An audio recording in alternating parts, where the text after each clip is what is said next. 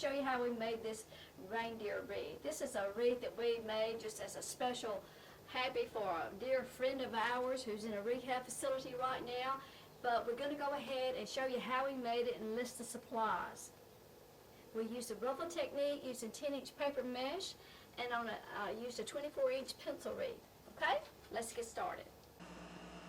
We're going to do a basic ruffle technique using a 24-inch pencil burlap wreath. On the 24-inch wreaths, the widest of the metal rings measures 15 inches and the inside measures 12 inches. But by the time you put your mesh and other products on it, you wind up with a wreath that's 28, 30 inches or wider.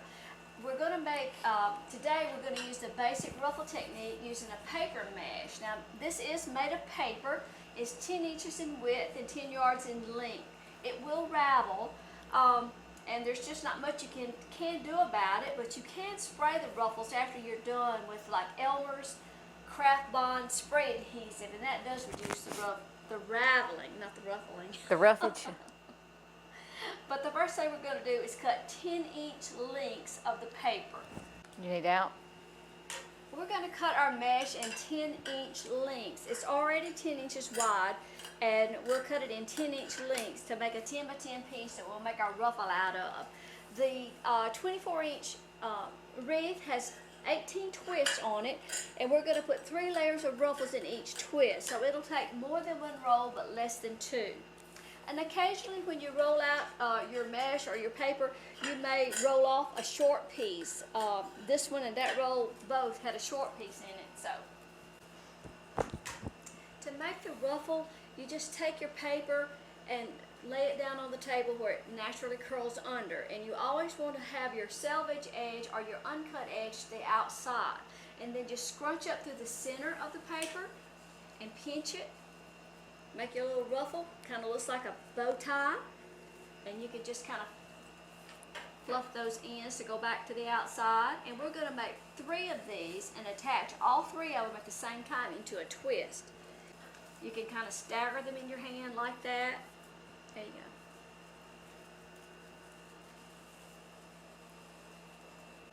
go. Just take your cluster of 3 ruffles and secure it in a twist. It doesn't matter if you start on the inside or the outside, just whatever is more convenient. I'm going to start on the outside. Just lay it down in the twist. It's pretty, this 3 ruffles is pretty bulky with the paper mesh. Just twist it tight as you can. Give it a couple of turns.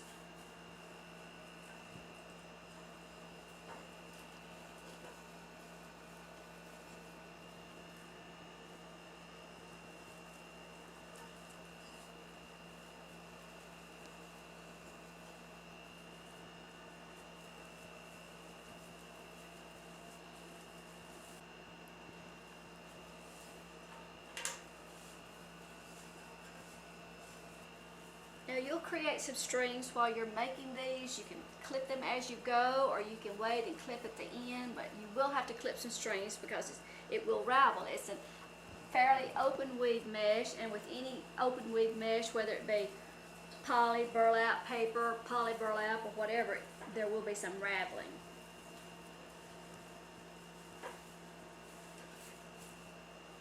We did a test though using several products to see if we could reduce the raveling, and the Elmer's spray adhesive worked better than anything. You just, I'll show you how to do that when we get through here.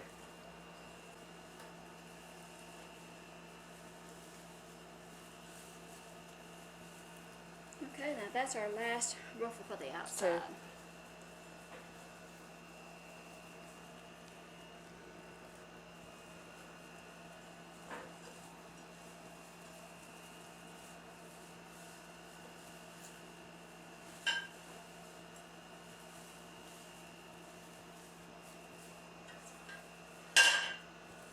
So noisy. That's what it looks like when you've got 3 ruffles on the outer ring. Now we're going to move to the inner ring.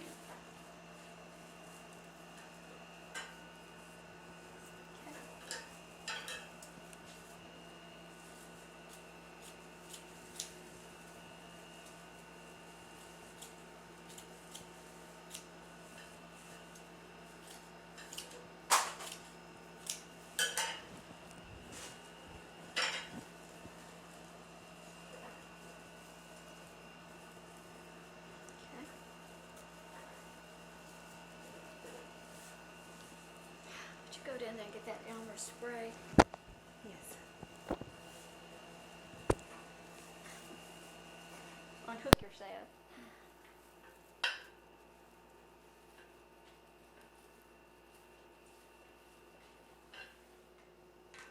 So there's a wreath after we have 3 layers of ruffles in each twist. And again, you might want to start out trying 2 ruffles. If it's thick enough for you that way, then just do 2. I'll go ahead and start clipping some strings while she's gone to get the spray adhesive. We're going to try to spray our ruffle edges to decrease the raveling. It's better if you can. Of course, some of the strings are just going to fall out, but if you clip strings rather than pull on them, that may help a little bit. Sometimes when you pull on them, you just keep generating more and more raveling.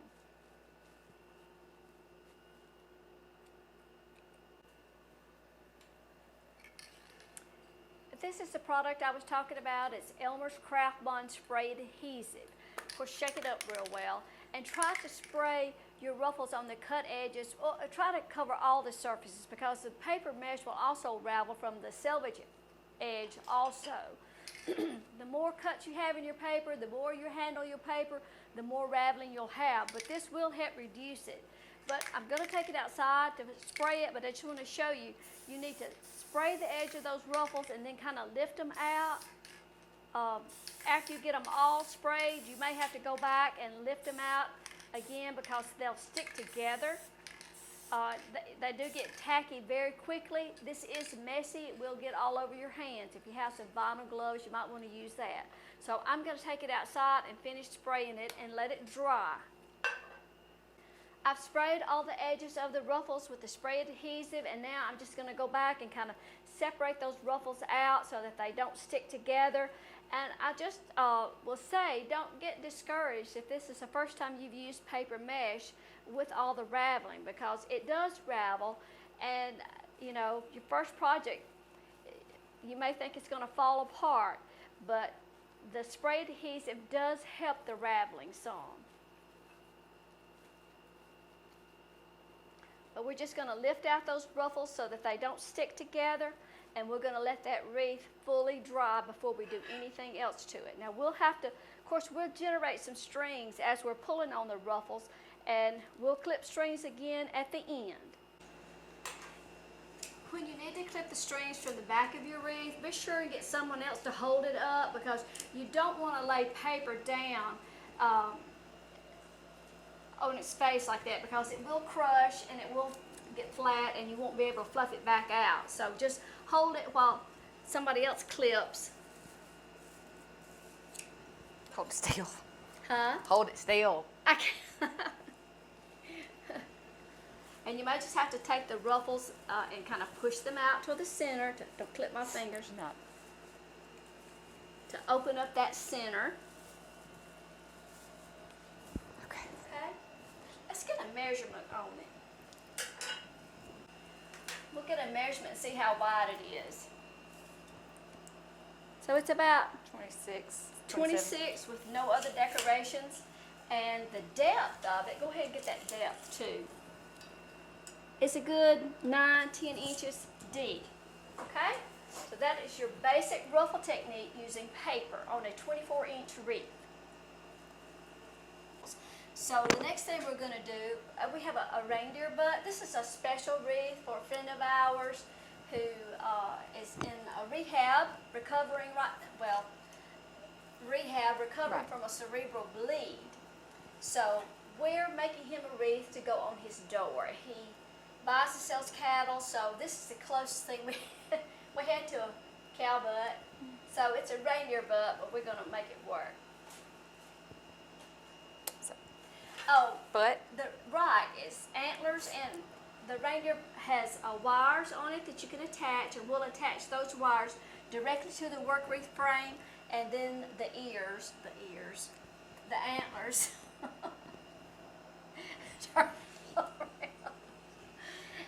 And then we picked out several ribbons that we may do some ribbon strips, maybe some bows, I don't know. We'll just kind of cut some ribbons and start. And we've also got some chalkboard ribbon that we may use. But the first thing we're going to do is probably wire in the butt and the antlers. And sometimes you just have to hang it on the wall. Of course, we don't have a hanger down here. So, but we're just going to kind of position that in the center of the wreath and wire the butt directly to the work wreath frame. Wire. You mean lay it? Oh, you can't lay it down. Can't lay it down. You have to hold it. Okay. You mean hold it where you can see? You mean hold it sideways? We want to put that in the center, kind of right out the center. Okay.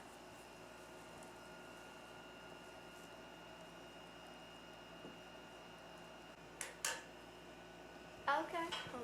Hold on. So, Hold down.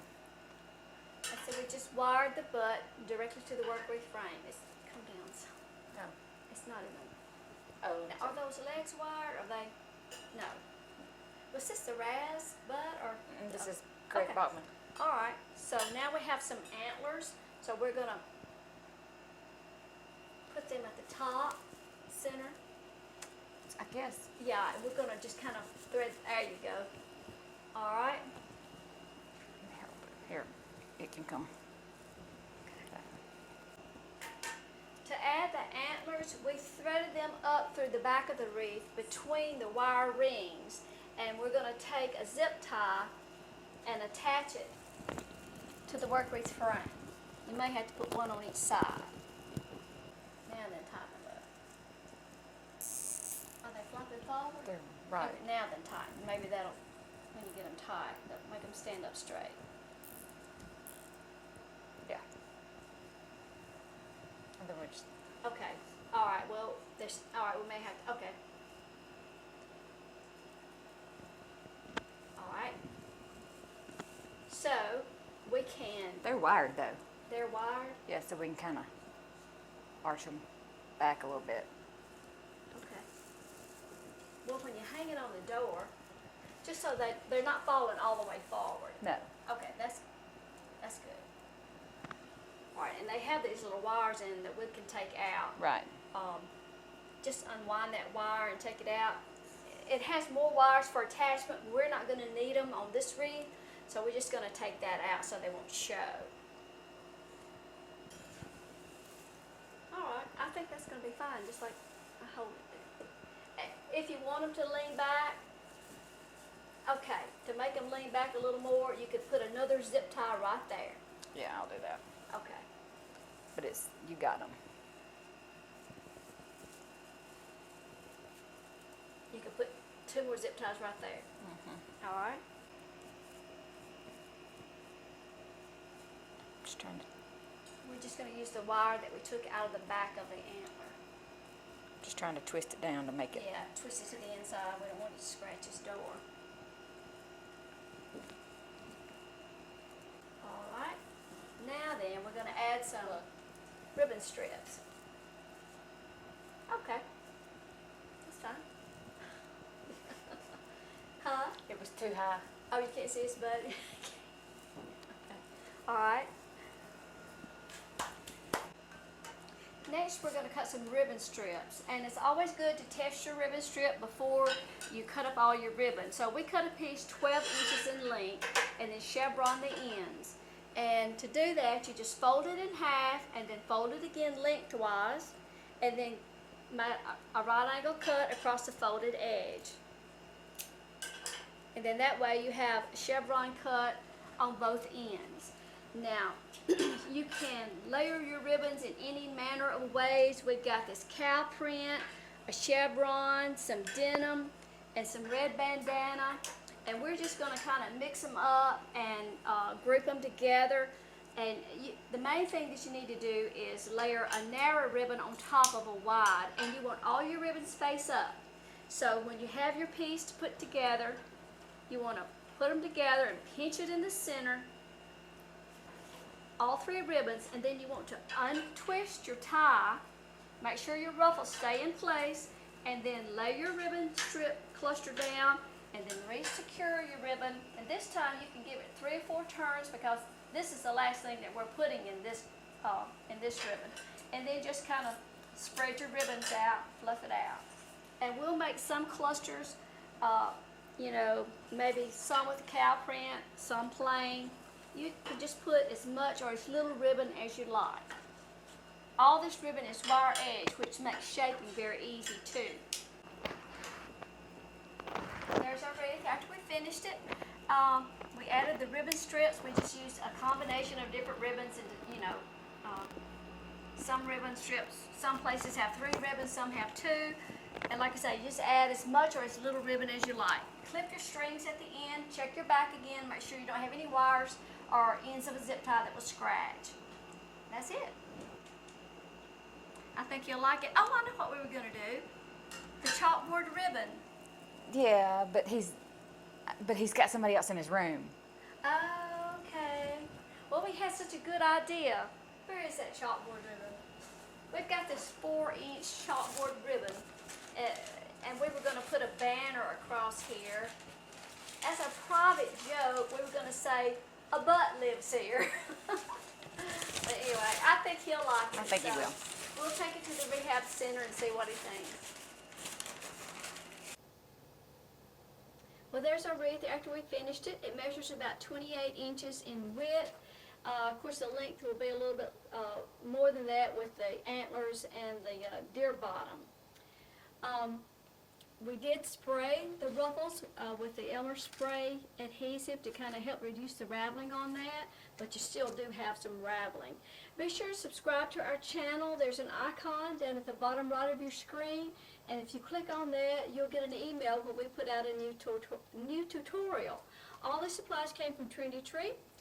We appreciate you watching, and we hope you'll share our videos with your friends. Thanks for dropping in. We'll see you next time. Bye-bye.